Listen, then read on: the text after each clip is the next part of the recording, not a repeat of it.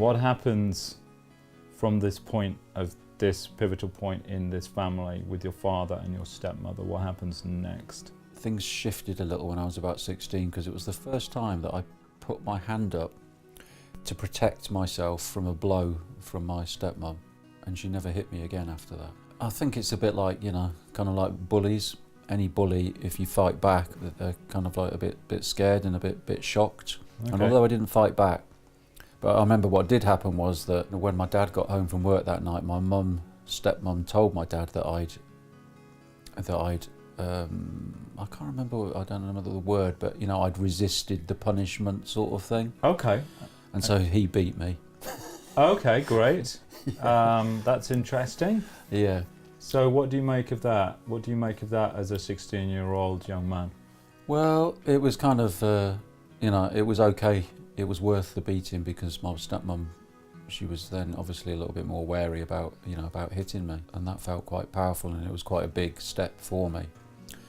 It still didn't mean that things got better really, but I think she just got off my case a little, and it was really just counting down the days till I could leave home, till I could get away, till I could escape to, you know, what felt like freedom and sort of the promised land where I didn't have to live in that house any longer. So what happened then? Where did you go?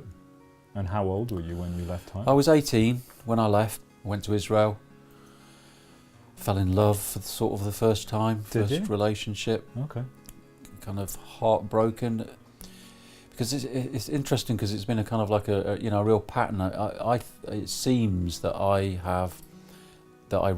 responded with a lot more pain and a lot more intensity than most people that I know at the end of a relationship. And now I can kind of like piece that back to the end of the relationship with that young lady at 18, triggered losing my, you know, all the emotions that were bottled up inside me around losing my mother and so on. Yeah, it's interesting where you're going with your body. So you're going to your belly, I notice. So what is in your belly? What emotion is in your belly?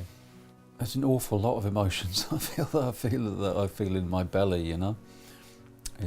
You know, your belly is kind of like that soft and vulnerable place, isn't it? It is. And what I can feel in mine is self-hatred. If I press in here, I can feel self-hatred in my gut, right, in my intestinal system, saying that I'm worthless, I'm nothing. If I press into it, I can feel it, and that's what it says. I find it easy for my body to tell me what it's trying to say, and I have no shame in saying, yeah, you know, I've believed I'm a worthless piece of. I won't say the word, and you know, I have that on film. Not intentionally, totally unintentionally, but my body is speaking to me and it's saying, that's what it's saying right now. And of course, every child that experiences trauma, which is, in my eyes, many people around the world, we have to make it about us.